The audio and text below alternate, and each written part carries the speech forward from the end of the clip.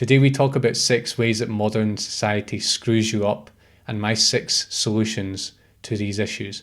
On the surface, these might seem quite simple, these problems that modern society presents, but if you combine them all, they're actually pretty deadly and they slowly rot away your ability to be happy and lead a fulfilling life. These tentacles reach down into all aspects of your psychology, your habits, your view of what life is about, and so on. It goes very deep, so stick around to learn these 6 ways that modern society makes you miserable and how to solve these problems. This is a Deep Psychology podcast. I'm Ross. We blend spirituality, psychology, and self-help to help you shine a light on your inner workings. The insights I share have helped me deeply understand myself and transform my life. Listen to this podcast if you want real, powerful insights and to avoid all the fluffy nonsense that abounds in self-help circles. Listen to this podcast and follow me and you'll know more about your psychology than 99% of people in the world. You can find me on all the major podcasting platforms or head to deep-psychology.com, which is visited for thousands every month, for tons of free resources. Before we begin, I think it's important to say that I don't want you to think modern life is all terrible. We have a lot to be grateful for, a lot to be proud of, and I could do a video talking just about the amazing parts of modern life. But I see people getting caught in all of the traps of modern life, these 6 traps, and I've been there too, and it makes me sad. I was not happy when I was caught in all these traps, and I do still get caught in them. Don't think that I'm perfect, but I think a lot less than the average person. And just by moving around these traps and taking steps to avoid them, you can really make a big difference to your levels of fulfillment. I think modern life sounds good on paper. Like when we imagine it, it sounds amazing. But when I actually look at myself and I look at people around me, I see that people are very unfulfilled and pretty dysfunctional, actually. And I guess a basic view to hold as we're going through these 6 ways that modern life makes us miserable is to see life as a game or a set of possibilities, like a blank canvas. And as humans, through our evolution and through all the decisions we make, we've defined it to be a certain way. And it could be different, and it will be different in the future. But at this point in history, this is what we've come up with. And why have we come up with it? We basically do this, and this is a Buddhist principle. It's a good perspective to take on this. Is we do it all to avoid pain and to experience joy. This is what it's all about when you really go to the root of it. And this is a good thing to remember, both just to understand why this happens and why you're a slave to it, and also just to have compassion for the whole thing. I don't want you to be cynical. I don't want you to just complain about things. That's not my point here, but this stuff is damaging. And knowing that it's really to avoid pain and experience joy helps you get out of it. Okay, the first way modern life makes you miserable is comfort. Comfort, you can basically sum it up in 3 words. This is how I sum it up, is cheap, quick, and easy. That's how we're made to think that things are. They're cheap, they're quick, and they're easy. We have an extraordinary amount of luxury available to us. A luxury that our parents and grandparents' generation couldn't even imagine. And it's all available very quickly and for very little money now. Whatever you want, you can look it up on the internet, and a few days later it arrives at your door. So that seems amazing, right? That seems like it would make us happier. However, the problem with this is that you start to live for comfort, and you start to confuse happiness with comfort. You start to confuse success with comfort, and it ruins your view of life and how things work. I want you to look at advertising. Advertising now, this particular time, it's all about quick and easy and fun. It's the easiest way to learn a language in 6 months. The how to effortlessly learn an instrument in 2 weeks. And the thing is, it's all bullshit. It's total bullshit. You're being manipulated and exploited, and it's making you miserable.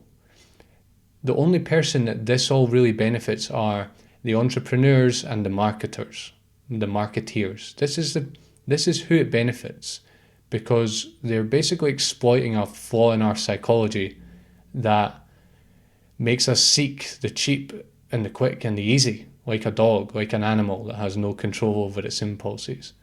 The basic flaw here, and this is why it makes us miserable, is that things in life, the best things in life, aren't cheap, they aren't quick, and they aren't easy. Things that are worthwhile take time. If you want to learn a language, it takes time. If you want to become a master meditator, it takes time. You want to start a business, it takes time. You want to transform yourself, it takes time. And it's all pretty uncomfortable, especially when you first get your hands in it. And our material comfort has not changed that fact. The fact that everything is cheap, quick, and easy now, it doesn't change that. It can't change the basic law of that things take time, that reward is proportional to effort. It can't change that. And it makes you profoundly miserable, because you basically live for the cheap and the quick and the easy. And the cheap, the quick, and the easy is actually not very good. That's why it's so cheap and quick and easy. The way out of this one is to ignore advertisers, to ignore things that are cheap, quick, and easy, to make long-term plans and goals, to think about what you really want out of life. Make that the basis for how you make decisions and plan your day. And to get used to things hurting and taking way longer than you imagine that they will. Install powerful habits that take you to your goals and chip away at them over months and years. And while you don't get this immediate gratification that you do when you just buy cheap food, quick food, easy food, cheap entertainment, you get a deep sense of belief in yourself, you reach your goals, you create lasting, fulfilling pursuits. The second way modern life makes us miserable is distraction. So basically we have a range of entertainment that, again, previous generations could have scarcely imagined. So much so that we can basically entertain ourselves wherever we are. You know, we've got the TV, we've got phone, we've got music, podcasts, videos, Netflix, and it's all pretty much available whenever we want it. And again, this seems amazing because, right, we're stimulated and we're entertained, right? The problem is you're actually not, and here's why. This is the flaw here. When I look around at other people, and I see it in myself, but I see it more in other people. Maybe that's a flaw in my own psychology, but I do think I'm freer than most people. One is that people dread dead moments. The clue is actually in the name. Moments when we don't have anything calling our attention, when we're waiting around, we're waiting in line, we're waiting on a bus or a train. Moments like this, we actually dread them. And the second part, and this is a twisted part about this, even when we are distracted, even though we have this constant distraction available to us, we're still miserable. It doesn't matter if in our dead moments we have something to distract us. It doesn't really do it. It doesn't solve the issue, and it actually makes you more of a slave to boredom. Basically, the trap that we were falling into here is that with any vice, you develop a resistance to it. With time, you start tolerating more and more of it, and you need to receive more to get the same amount of stimulation, of sort of taming that boredom, of making yourself feel excited. We can't escape this basic mechanism no matter how entertaining our entertainment becomes. The more distraction you expose yourself to, the more you need to distract yourself. And so it's this never-ending game of avoiding boredom, avoiding feeling like nothing is entertaining you at a particular time. And the more you do that, the more you need to do it. That's the basic problem here. And to be honest, I'm actually shocked by how bored and distracted people are. It actually makes me feel, I don't know, it's disturbing to me. Like it feels like I'm in some sort of alternate reality when I see, I don't know, people on the train and they look extremely bored and distracted and miserable. Their answer is to take out their phone and to look at their phone and whatever. I don't know what they're doing on the phone, but that's the solution. What you're not realizing there is that your addiction to your phone is the problem. It's not the solution. That is your problem. The solution is that you don't know how to sit and do nothing. You don't know how to be bored. In fact, being bored isn't even a guaranteed thing. It's just your own state of consciousness. That's what causes boredom, and that's what causes you to distract yourself. I just think our tolerance for lack of stimulation, let's call it lack of stimulation instead of boredom. Our tolerance for lack of stimulation is so low, and we have no idea how to be with a lack of stimulation, that we just immediately turn to distraction. And I think it's actually getting worse. TikTok and shorts, YouTube shorts, this is quite new, and it's worse than what all of the stuff that's come before it. And this is like the pinnacle of our addiction to distraction and to stimulation and excitement, supposed stimulation and excitement. Because again, just because something is quicker and flashier and more stimulating doesn't mean it actually has that effect, because we're so tolerant of it. We're so resistant. We've got such a resistance to it, a tolerance for it, that it doesn't even do anything. And actually, we just go deeper into this black hole. The way out of this one is you just have to wean yourself off. You have to realize that it's actually making you profoundly empty inside. It doesn't do what it is supposed to do. It doesn't make you feel excited, even though it claims to. It's all shiny and fun and exciting and quick. It doesn't actually work. If you actually feel your body and be aware of what's going through your mind and how you your state of mind, be aware of it, you'll be aware that it actually doesn't do what it's supposed to do. In my case, I don't really feel bored ever. I don't. I've found a way to enjoy having a lack of stimulation, and actually in a certain way to look forward to it. And to be honest, my way has been meditation. It's completely changed my relationship to stimulation and to boredom. And basically, when I have a lack of stimulation, I meditate. And it's actually about embracing the lack of stimulation and seeing it as like a chance to retrain my body and mind to a completely new way of looking at life and of being fulfilled that has nothing to do with distracting myself. So weaning off and also maybe practicing some meditation, it really can make a huge difference. The third way modern life makes us miserable is social media. So you'll have to evaluate yourself how addicted you are to it, how much you rely on social media.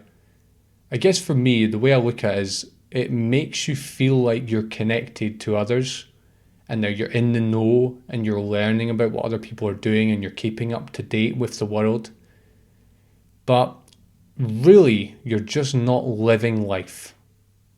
you're staring at a screen, looking at other people living life, especially if you spend hours on it every day. Now, I don't mean that you can never use social media. You can, and we'll get to that in a minute. But if you spend hours on it every day, it's really not, it's actually sucking the life out of you. It's not keeping you connected and in the know. It's sucking the life out of you. It's sucking your energy for life out of you. And it's doing a lot more than that, actually.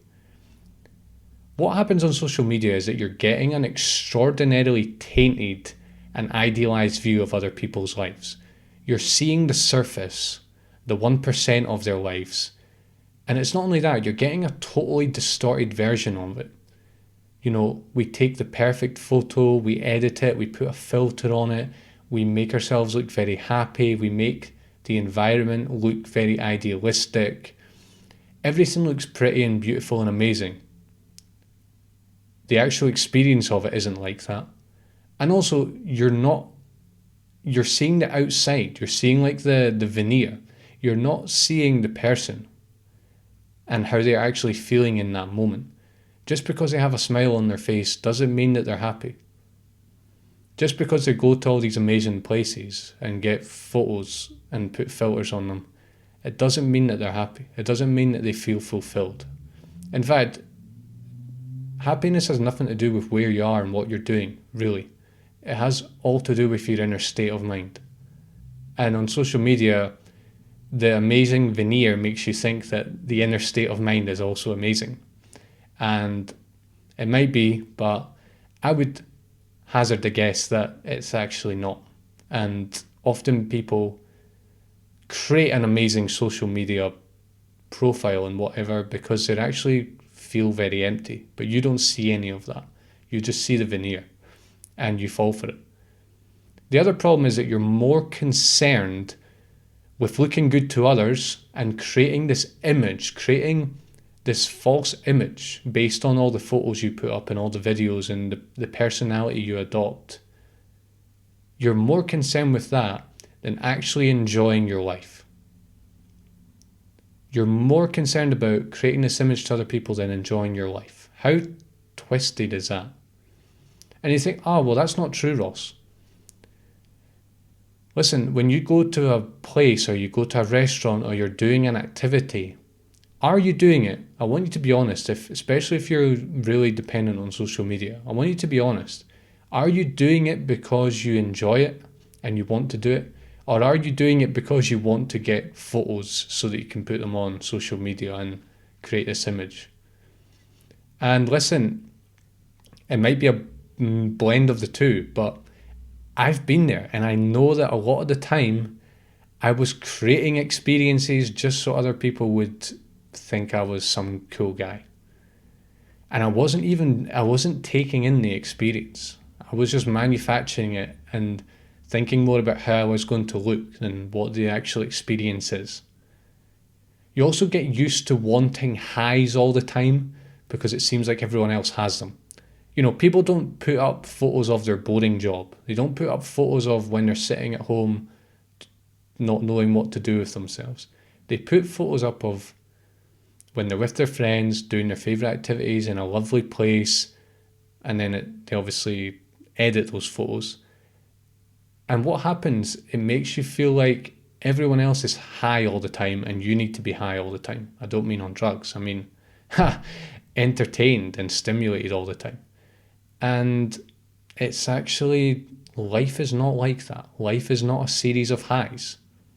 And you can't escape that fact. And social media lulls you into this idea that it should be like that. And it makes you profoundly miserable.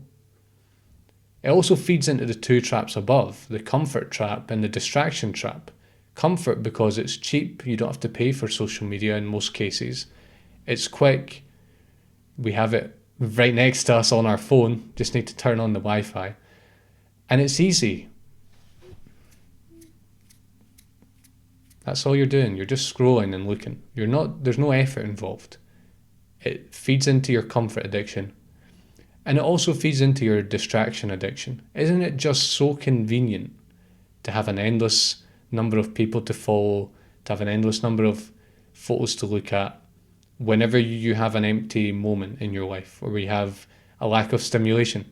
You can just pull out your phone and distract yourself. In my case, I now only use social media for business. I gave up the platforms for personal use about 10 years ago. And goodness me, I'm so glad that I did. I really didn't realise how damaging it was to me, to my mental health, until I stepped back. And to be honest, I look around and I just see that people are enslaved.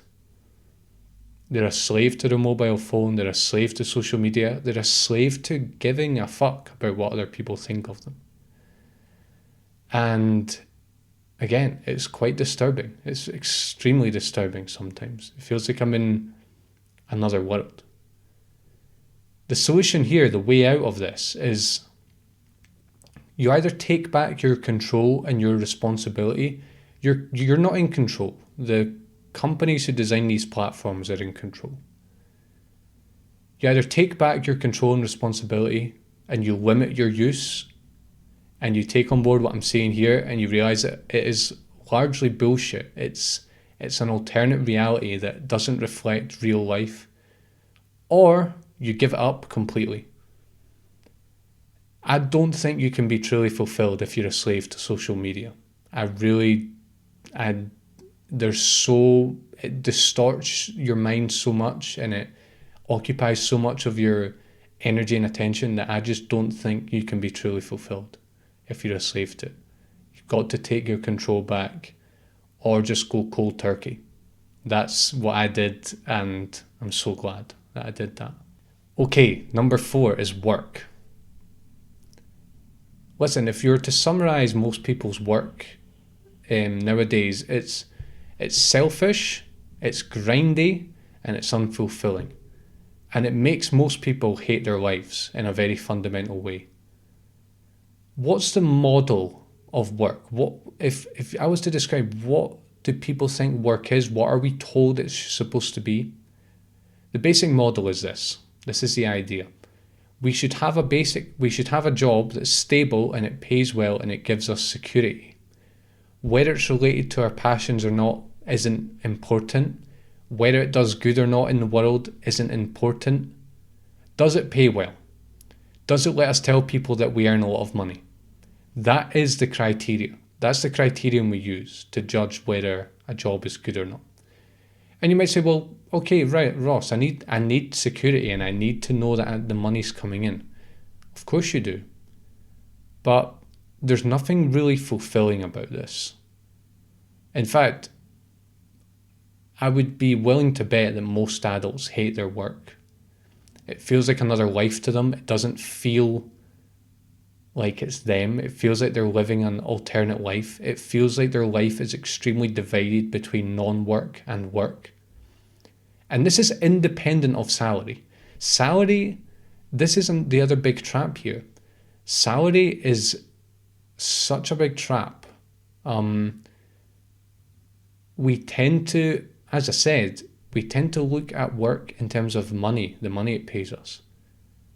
But salary is not proportional to how fulfilled you feel. In fact, it can be inversely proportional because people earn the most often work the most, and a lot of the times the most well-paid professions are actually kind of soul-destroying.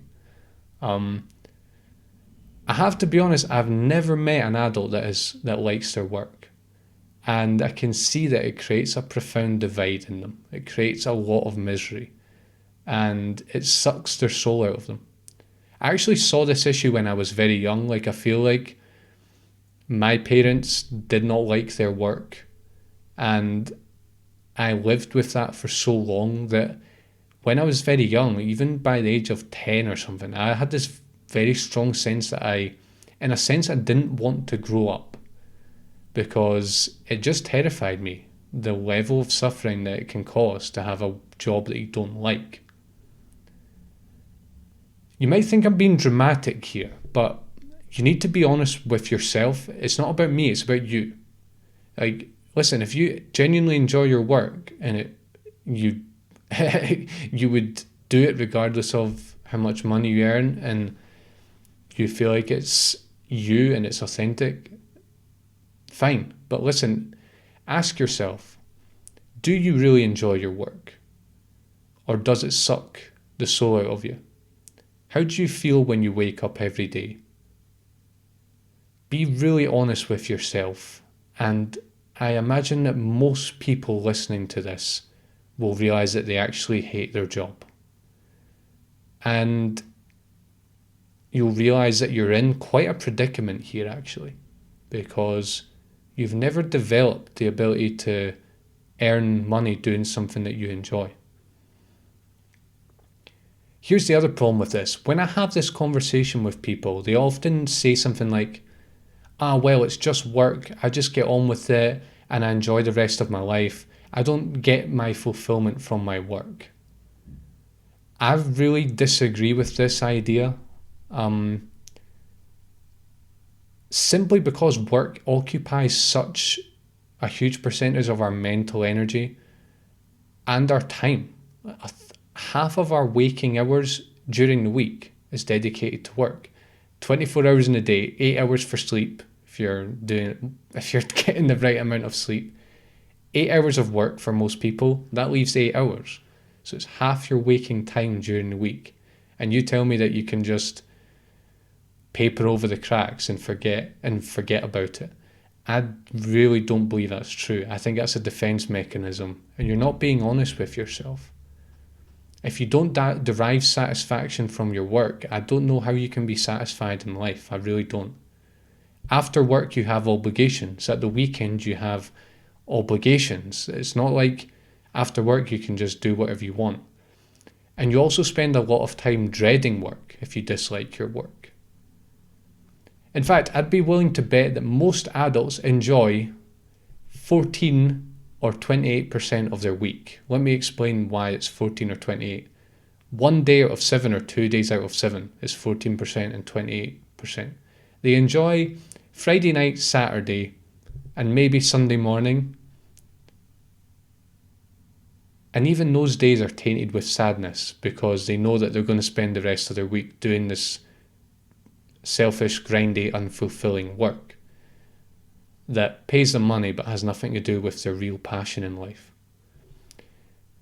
I actually see this as a huge, I kind of think of certain challenges that humanity has to overcome, and we're doing pretty well actually, but work is, we've made a lot of progress in work. Most people aren't just working in the fields for 14 hours a day in all weathers, growing potatoes or whatever. We've moved on from that, but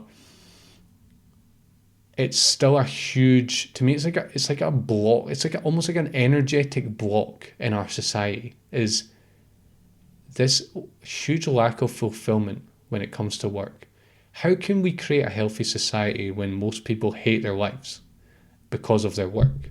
To me, it really makes no sense.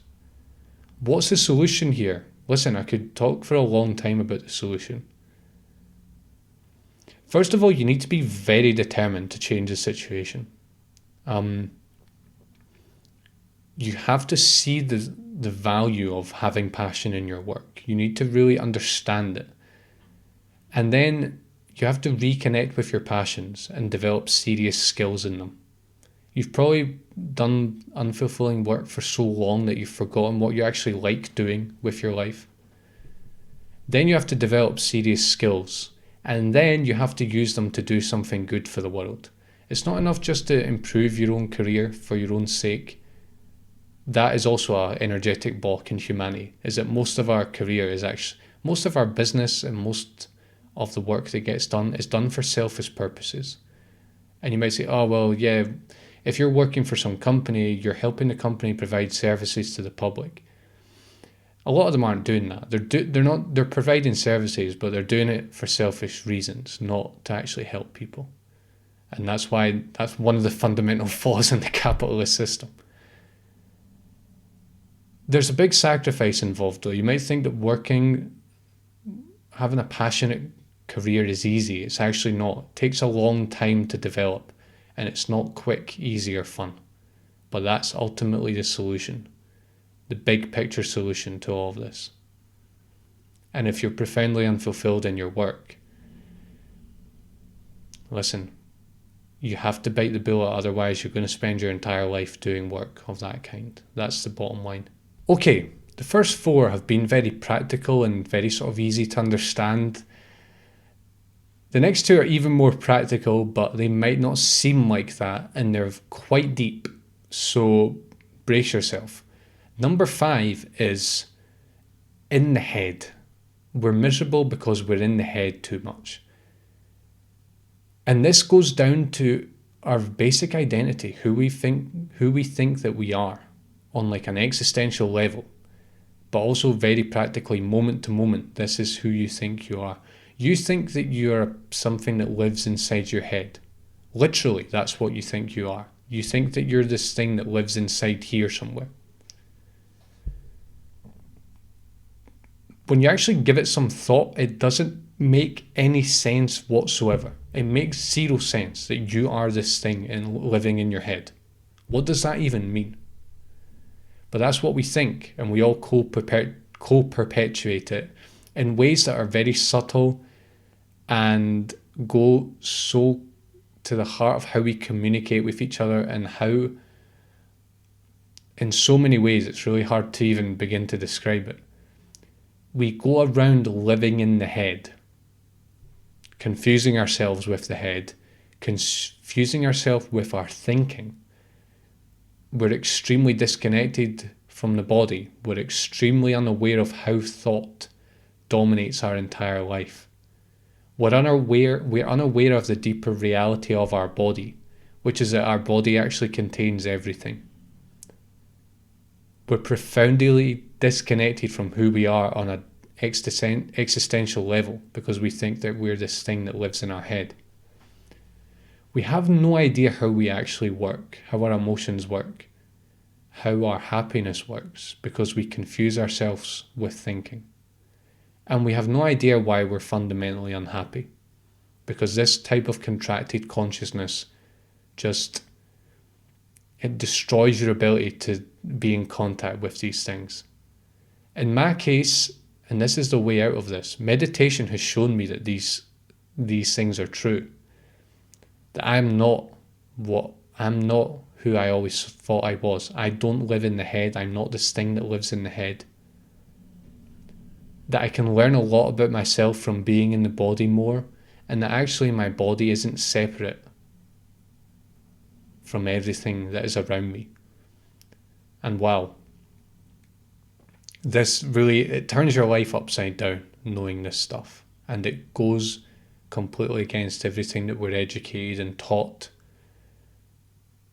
and it makes us profoundly miserable in ways that the only way is to see it for yourself, and then you'll start seeing the depth of the issue here. And finally, and this might seem the most philosophical, but it's actually the most practical of all, our model of the universe makes us profoundly miserable in modern life. What you have to realize is that our model of the universe influences everything that we do, and it's largely unconscious. Let me explain what our basic model of the universe is. And again, no one really talks about this, but it's implicit in everything that we do. Basically, our model, this is where we've got to in modern, at this stage of human history, this is where we've got to with our model of reality. Our model of reality is that we are separate beings. In other words, we have our own separate identity that is separate from other people's. We are separate beings that live in this physical box called the universe. We were born at some point and we're going to die at some point.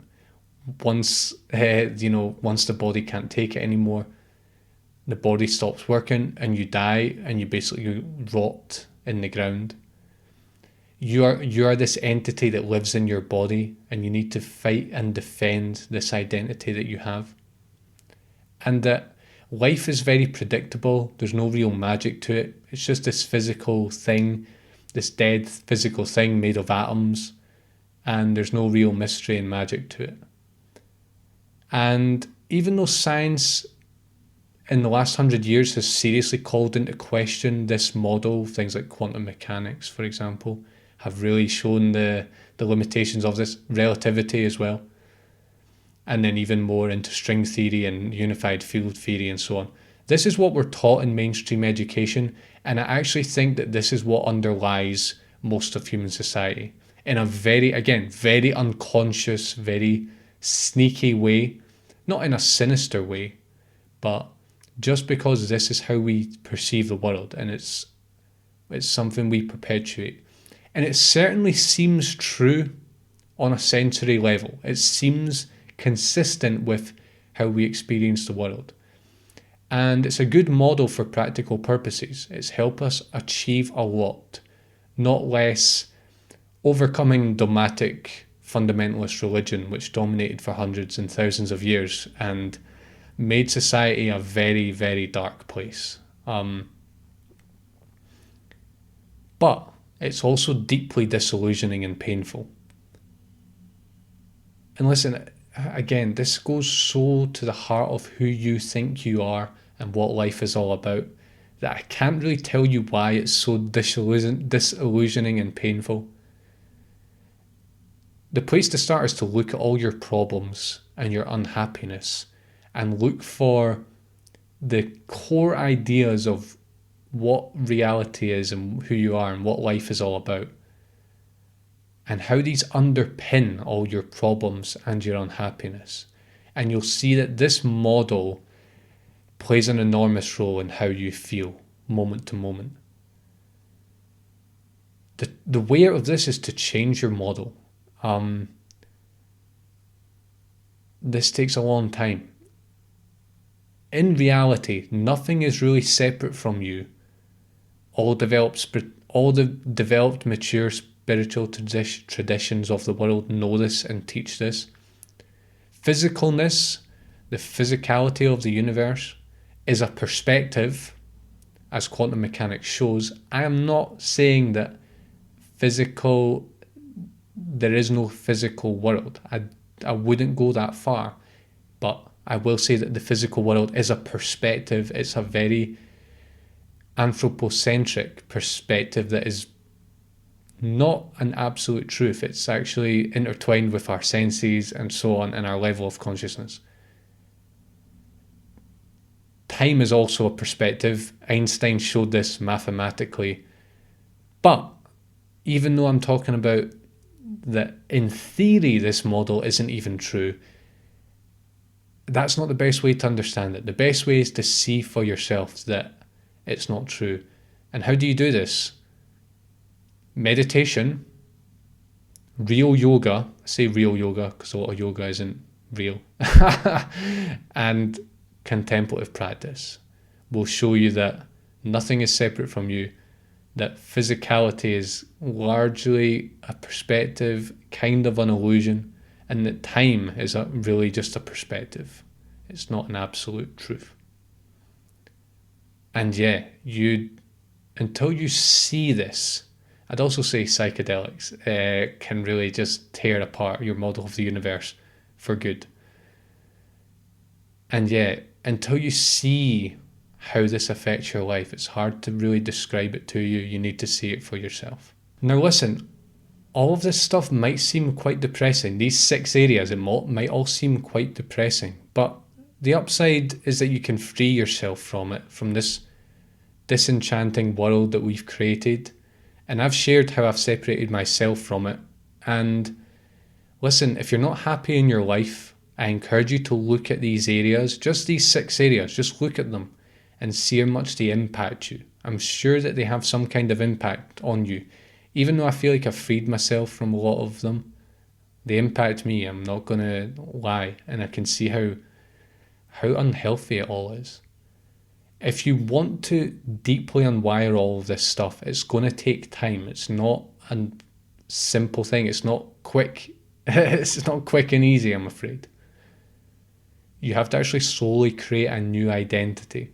The lucky thing is that you found deep psychology, and basically everything I do is geared to experiencing deep contentment that you're never going to find in modern society and in modern trends and so on, and to have this deep understanding of yourself that underlies all that. It's not just flimsy fulfillment. It's deep, and it's based on a deep understanding of yourself and how you work that no one can actually give you. I can't give you it. I can just give you the tools. And that's what deep psychology is about. So I encourage you to keep following along with my work, and you will slowly avoid all of these traps. Thanks for watching, and do make sure to subscribe and check out the website for tons of free resources. This is Ross. Take care.